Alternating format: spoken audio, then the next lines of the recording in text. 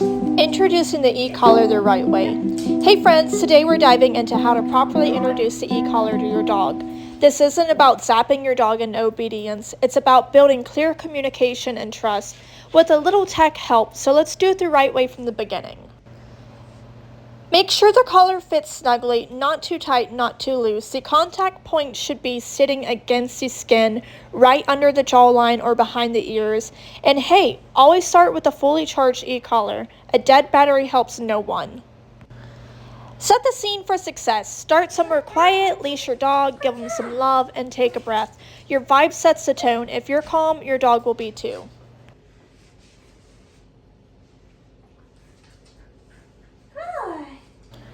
Now we're finding Archie's working level. That's the lowest level of stimulation he can feel. Not a yelp, not a flinch, just a subtle look, a blink, maybe a head turn. If your dog doesn't react, go one level up and repeat slow and steady. Now here in this video, you're going to watch me go up one level at a time with Archie. We eventually land on level 12, and that's where he starts to notice it. Before I put the e-collar on, I forgot to pair it initially, so I'm just here pairing my e-collar. That way I can make sure it works, because we can't get no training done if the thing isn't even on. Sit. Good.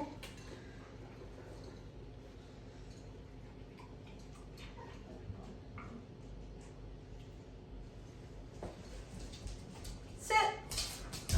Now, what you'll see a lot of what Archie does here is when I ask him to sit, he goes in a down, and it's because I completely forgot that I have him to sit in German, and my other two dogs are trained to sit in English, so he's just like, is it a down that you want? I don't know that word that well, so I'm gonna just try this and see if it works. So whenever your dog does something like that, just break them and reset them, and then just show them what you mean, and they'll get it.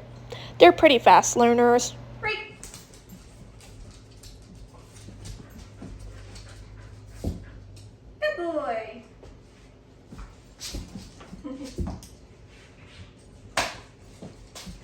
Yeah, you are a good boy. You know the name of the game, don't you? Archie's a really intelligent dog, and what he's trying to do here is get ahead of the curve, which is essentially what we want to see with the dog. That's a pretty good sign to see that they know what we're asking, they know what's expected, and they want to avoid that pressure. That way they can just go ahead and get ahead of it and get that reward and not have to do all the hardship. Good.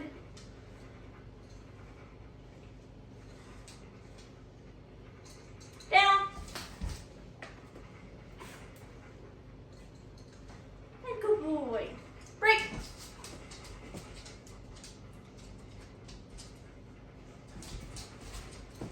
Sit. Good. Down. Good. Break. Here. Down. Good. No, Henry. Henry. Out. Mr. Separation Anxiety decided to bust the door down on us. Pay attention to this right here.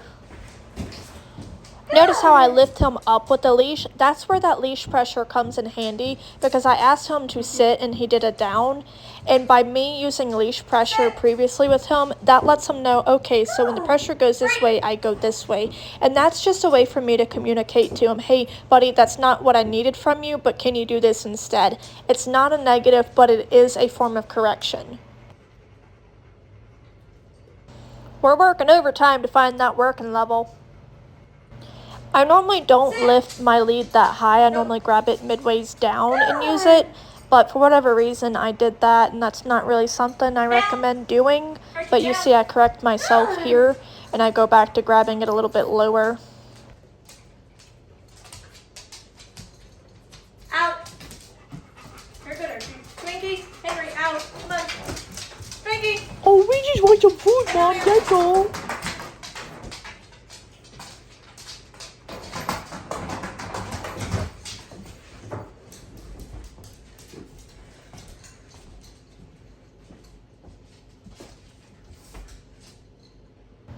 Notice here how he did that without the leash pressure? That's awesome.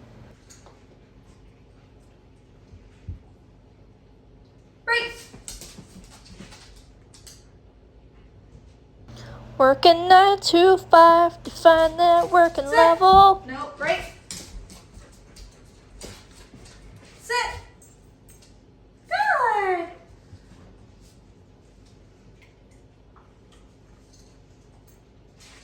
Down. Good. Here in a second, you're going to see where Archie and I both are struggling just a little bit to communicate because one, I forget that he speaks German, and two, he finally found his working level and he's like, what is this? So he's getting a little bit of stress here because he's like, I don't understand what you want from me and I don't know how to make this stop yet. But you'll see where he builds his confidence because he builds his competence. Sit. Magic word is German. And I guess you could say that using the e-collar is using a form of counter classical conditioning, where we're taking something that's seen as a negative stimuli and teaching them that's actually a positive one. Sit. And if you're wondering about all of that whining and wincing that you hear in the background, that would be my dog Henry because he has severe separation anxiety and he's on the other side of the door and he can't handle that. So that's what that noise is if you're wondering. Sit. Archie, sit. Sit. Right there, you see that little head turn and shake thing he's doing? That is the sweet spot. That's your working level. It should never look dramatic. Now we can really start working on pairing the stem with known cues. For example, we can say come, tap the button at their working level, and guide with the leash. The second they come to you, party, treats, praise, the whole shebang. This builds positive association. Sit. Repeat short sessions, keep things light, always follow up with a reward. The goal is when they feel that tap, they know what to do and they want to do it. Good.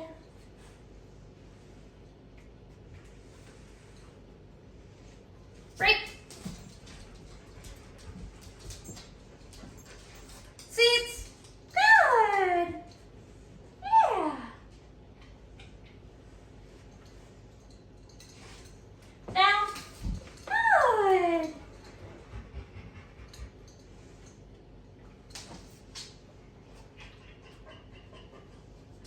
Down. Good. Break.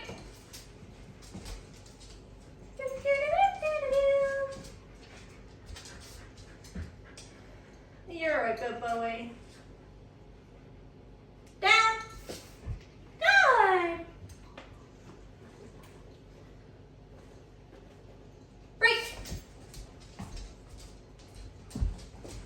Seats. Good. Down. Good.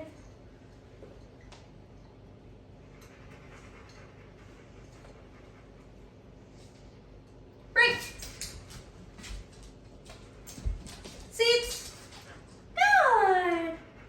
Good boy. You don't necessarily need to take the lead off, but I'm taking off because I think Archie is ready to listen to me with the e-collar, and now I'm just kind of doing a breakout session with him to see how far he's willing to listen, but I see he keeps getting up, so I keep asking him to go back in position, and I keep using the pressure with the e-collar here. So instead of using the pressure with the leash, we're using the e-collar to just kind of communicate to him, no, you gotta go down.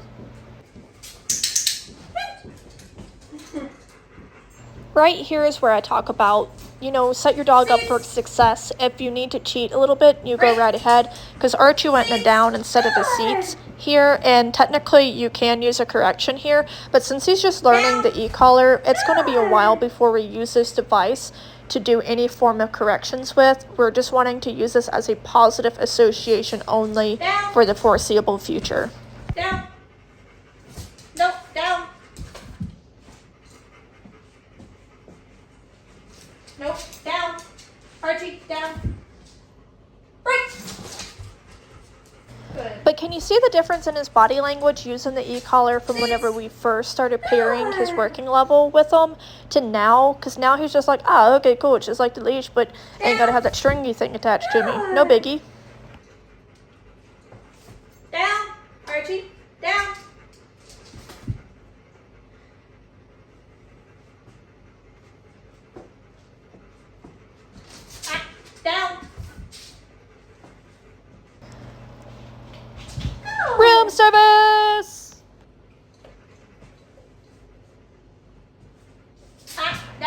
you can take watching this little session here, whenever it comes to him and his downs, he actually needs to work on the 3 Ds, which is distance, duration, and distraction. As you can tell, duration is his weakest point because he pops up immediately, which is something that we're working on, but you get to see in lifetime what that looks like. I don't want to show you guys a perfectly trained dog without showing you how we got there. If you're wondering what the heck that was Mr. Separation Anxiety Henry that can't be left alone for more than a couple seconds at a time. He decided to bust the door down and he knocked over a piece of furniture. Ultimately, he scared the crap out of Archie, and if you look at Archie, he's like, yeah, man, I'm done. I don't want to train no more because I don't know when the literal sky is going to go falling. And I'm just going to try to work with him here, but he's like, yeah, no, I'm good. So I get to a point where I'm like, all right, cool. Well, we'll cut this thing off and I'll just take your collar off and we'll call it a day with training. So we unfortunately had to end it on a scary note, which isn't my favorite thing to do because I wanted to get him to a point where I could end it on a good note. But unfortunately, he just got the crap scared out of him instead. We are working with the Mini Educator ET300, and I'm going to show you guys quickly how this operates. So you'll turn it over here, and where it says on, off, light, you're going to hold this button down and it'll power on like this. This is the working level that I have my dog Archie at right here. In order to pair this device with the collar itself, you're going to find this little red dot here, and you're going to find the little red dot here, and then you are going to do that right here until they both light up green. And a way you can test this is either you can use the stem or you can use the vibrate, which this is also a tone button as well. But I have it set on vibrate just because it's easier for me to tell if it is paired. One thing to remember about using the e-collar is the e-collar is a device that you want to use to communicate with your dog. This is not a training device. You're not going to teach your dog anything with this one. What you're going to do is just communicate with your dog at the times that they're not listening, and you just want to give them a nice little gentle tap on the shoulder and be like, hey buddy, I need you to listen to me. This is what this is for, and you want to use it on the lowest level possible. I started at the 1 level working for Archie, and then we built all the way up to 12. You'll see that in the video that I have here, where we started at level 1 and we got to 12, and 12 we landed there because that's whenever you notice Archie could visibly feel it, and it made him go, hey, hang on, what is that? That's exactly what you want to see. You don't want the dog trying to run across the room and evade a high level of intensity. You want it as low as possible. The other levels prior to that, Archie wasn't fazed by it. He wasn't aware of it, didn't care. It wasn't enough for him to be like, hey, what's going on here? So I wanted to give you guys a few key component tips here on how you can better succeed with using the e-collar with your own dog. And one thing that you want to keep in mind is you want to teach everything through motivation and positive reinforcement. So this means we're not going to use the e-collar as a way of training your dog. This is just a communication tool. Everything you're going to train your dog to do on the e-collar, you're already done and trained to use positive reinforcement. And if you use correction collars such as a prong collar in your slip lead, you're going to train those things first. So when you're conditioning this e-collar, you want your dog to already know how to sit, down, come, all of these things. This is just a insurance policy basically. So if your dog doesn't happen to listen and your dog's at a distance and you need your dog to listen, this is your insurance policy to help you. You want to use your e-collar as little as possible. This isn't something that you're going to want to use for every single thing. Your dog should want to do these things for you without having to be communicated through this tool. Another thing to keep in mind is you want to condition the dog properly before ever using it for corrections. So if your dog is doing something that you feel that you need to use a heavy aversive on, that's one thing. But I wouldn't advise to do that until your dog actually knows how to turn off the stimulation from the e-collar. And by conditioning your dog to that stimulation using things like sit, in this video that I'm doing here, you guys will see where I'm working with Archie, and he has never used the e-collar a day in his life before until this video, so I'm going to document this progress with you guys in live time. But with Archie, he knows sit, which in his language, German, it is seats. So he knows with seats, in order for him to get that leash pressure off, he has to put his butt on the ground. It's the same concept. We're going to introduce it at the same rate. So we're not going to use this for corrections for a long while. We don't want to correct Archie and let him know he's doing wrong. We want to set him up for success, not failure. So if you need to cheat a little bit to help your dog succeed and to get it, by all means do it, because again, we want to keep this to be a positive thing, not a negative. And then another thing you want to make sure of is that the collar fits snug and it doesn't move. You either want to go to the left or the right side of the neck. You never want to go in front here. That is not a safe placement. You can cause tracheal damage here. So you want to go where the muscle is, and I recommend going right up on the jawline on either side. And you want to make sure it's snug so you have a good point of contact, because inconsistent contact is just as bad as having no contact or having too high of a stem. You want to have consistency at a low level. Another thing to keep in mind is if you are using this e-collar, this is a e-collar. This is not a walking collar, not a prong collar. You're not going to ever attach a leash to this collar.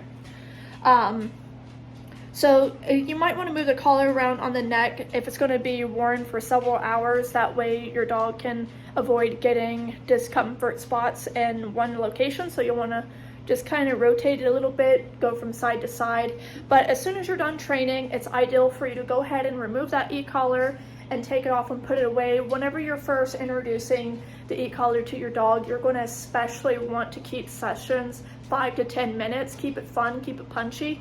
You don't want to push your dog too much, because this is something that should be very short.